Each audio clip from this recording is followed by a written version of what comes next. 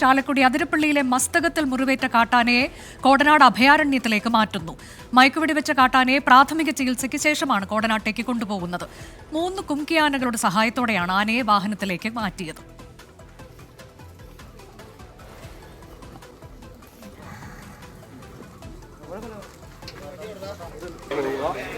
അതോടൊപ്പം തന്നെ വേഗത്തിൽ തന്നെ അവിടുത്തെ ആനയെ എത്തിക്കാനും കഴിയും. ഇന്ന് രാവിലെയാണ് അതിരപ്പള്ളി വനമേഖലയിൽ വെച്ച് വനം വകുപ്പ് chief veterinary surgeon doctor Arun സഖറിയുടെ നേതൃത്വത്തിലുള്ള സംഘം ആനയെ മയക്കുവെടിവെച്ചത്. ആരോഗ്യസ്ഥിതി പറയാനായിട്ടില്ല. സെഡേഷനിലാണ്, സ്റ്റേബിളായിട്ട് നമുക്ക് പറയാൻ പറ്റും. ആശങ്ക നമ്മൾ തീർച്ചയായിട്ടും ആശങ്കയുണ്ടാവും. സ്റ്റാർട്ടിംഗ് സെഡേഷൻ നമ്മൾ ലാറ്ററൽ സെഡേഷനാണ് അത്രയും. ആന മയക്കത്തിൽ നിന്ന് ഉണരുന്നതിന് മുൻപ് സുരക്ഷിത കേന്ദ്രത്തിൽ എത്തിക്കേണ്ടത് സങ്കീർണമായ കാര്യമെന്ന് വനമന്ത്രി എ കെ ശശീന്ദ്രൻ. ഈ സമയം വരെ നടത്തിയ ദൗത്യത്തിൻ്റെ ഫലമായി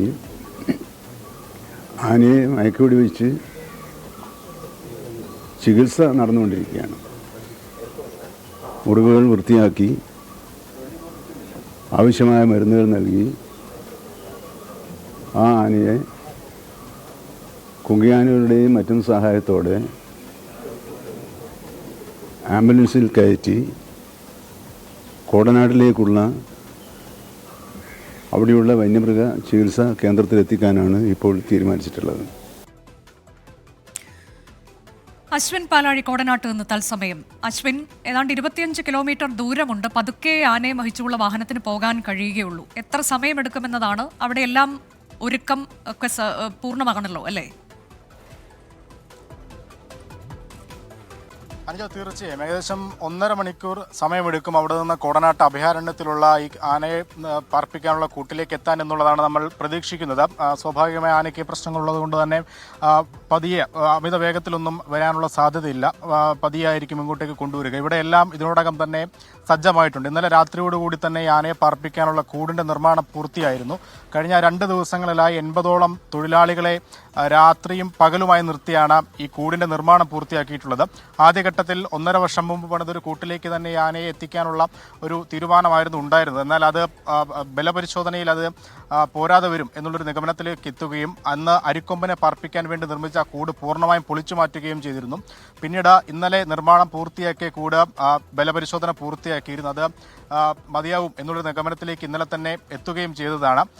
28 തൂണുകൾ കൊണ്ട് 6 അടി താഴ്ചയിൽ മണ്ണ് കുഴിച്ച് അതിൽ കുഴിച്ചിട്ടുകൊണ്ട് 28 തൂണുകളാണുള്ളത്. അതിൽ 100ഓളം തടികൾ കുറുകയും ഇട്ടിട്ടുണ്ട്. അങ്ങനെ പൂർണ്ണമായും ശക്തമായ ഒരു കൂട് തന്നെയാണ് നിർമ്മിച്ചിരിക്കുന്നത്. ഇന്നലെ ബലപരിശോധനയിലെല്ലാം അത് സ്ഥിരീകരിക്കുകയും ചെയ്തിരുന്നു. ഇപ്പോൾ ഇവിടെ ഫോറസ്റ്റ് ഉദ്യോഗസ്ഥരടക്കം എത്തിയിട്ടുണ്ട്. അവരുടെ വാഹനങ്ങളൊക്കെ ഇപ്പോഴും ഇവിടേക്ക് എത്തിക്കൊണ്ടിരിക്കുകയാണ്. അല്പസമയത്തിനുള്ളിൽ ഏകദേശം ഇനി ഒരു 3/4 മണിക്കൂറിനുള്ളിൽ തന്നെ ഇവിടേക്ക് ആനയുമായി എത്തുമെന്നുള്ളതാണ് നമ്മൾ പ്രതീക്ഷിക്കുന്നത്. ഇന്നലെ ഈ ആനയെ പിടികൂടി അവിടെ തന്നെ ഈ മുറിവിനുള്ള ചികിത്സ അത് നടത്തിയിരുന്നു.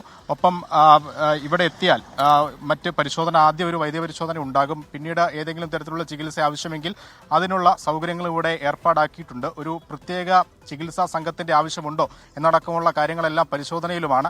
എന്തായാലും അഭയാരണ്യത്തിൽ എല്ലാം സജ്ജമായിട്ടുണ്ട്. ഇനി ഇവിടേക്ക് എത്തിച്ച് ആനയെ കൂട്ടിലേക്ക് കയറ്റുക എന്നുള്ളത് അല്പം ശ്രമകരമായ ജോലിയാകും എന്നുള്ളതാണ് ഫോറസ്റ്റ് അധികൃതർ പറയുന്നത്. കാരണം ഈ വാഹനത്തിൽ നിന്ന് ആന ഇറക്കി ഈ കൂട്ടിലേക്ക് കയറ്റുക എന്നുള്ളത് അവശനായ ഒരു ആനയെ അങ്ങനെ ചെയ്യുക എന്നുള്ളത് അല്പം ശ്രമകരമാണ്. എന്തായാലും അവിടേക്ക് ഇതൊരു ടൂറിസ്റ്റ് കേന്ദ്രം കൂടിയാണ് അനുജ. അതുകൊണ്ട് തന്നെ നിലവിൽ ഈ ആനയെ എത്തിക്കുന്ന സ്ഥലത്തേക്കുള്ള സന്ദർശകരുടെ എൻട്രി അത് പൂർണ്ണമായും നിർത്തിവെച്ചിട്ടുണ്ട്. ആനയെ അവിടെ എത്തിച്ച് ചികിത്സ പൂർത്തിയാക്കിയ ശേഷം മാത്രമായിരിക്കും ഇനി അവിടേക്ക് ആളുകളെ കയറ്റുക. ഇപ്പോൾ ആളുകൾക്ക് നിയന്ത്രണവും ഏർപ്പെടുത്തിയിട്ടുണ്ട്.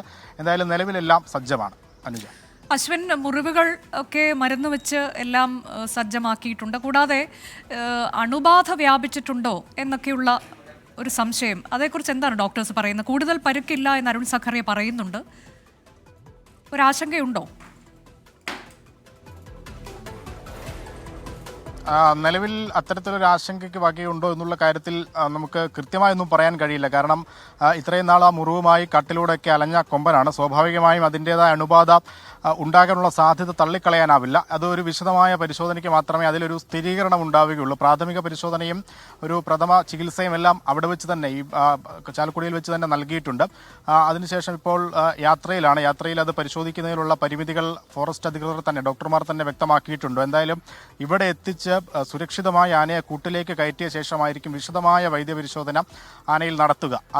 ആയിരിക്കും ഈ അണുബാധ അടക്കമുള്ള കാര്യങ്ങളെ സംബന്ധിച്ചൊരു വ്യക്തത ഉണ്ടാവുക. അങ്ങനെ അണുബാധ ഉണ്ടെങ്കിൽ അത് ഗുരുതരമാണെങ്കിൽ ഒരു പ്രത്യേക വൈദ്യസംഘത്തെ നിയോഗിക്കാൻ രൂപീകരിച്ച് ആ ചികിത്സയ്ക്ക് വേണ്ടി വേണ്ട ആവശ്യങ്ങൾ നടപ്പാക്കാൻ ഒരു പ്രത്യേക വൈദ്യസംഘം എന്നുള്ളതായിരിക്കും ആശയം. അത് ആവശ്യമായി വന്നാൽ അത് രൂപീകരിക്കാനുള്ള എല്ലാ നടപടികളും ഇതിനോടകം തന്നെ ചെയ്തിട്ടുമുണ്ട്. അതിന് ഡോക്ടർ അരുൺ സക്രയുടെ നേതൃത്വത്തിലുള്ള പ്രാഥമിക പരിശോധനയ്ക്ക് ശേഷമായിരിക്കും അങ്ങനെ ആവശ്യമുണ്ടെങ്കിൽ അത് അവരെ ഇവിടേക്ക് എത്തിക്കുക. നിലവിൽ അങ്ങനെ ഒരു സംഘത്തെ കണ്ടെത്തിയിട്ടുണ്ട്. അവരെ ആവശ്യമെങ്കിൽ മാത്രം ഉപയോഗിക്കും എന്നുള്ളതാണ് പറയുന്നത്. നിലവിൽ ആന ഈ വാഹനത്തിലേക്ക് കയറിയ ശേഷമുള്ള ദൃശ്യങ്ങൾ നമ്മൾ കണ്ടതാണ്. ശാന്തനാണ്. ആദ്യഘട്ടത്തിൽ ആന ഇതിലേക്ക് കയറുമ്പോൾ ഈ കുങ്കി ആനകൾ ഉപയോഗിച്ചാണ്. മസ്തകത്തിൽ മുറിവേറ്റ ആനയെ അല്പസമയത്തിനകം കോടനാട്ടേക്ക് എത്തിക്കും. പ്രാഥമിക ചികിത്സ നൽകിയിട്ടുണ്ട്.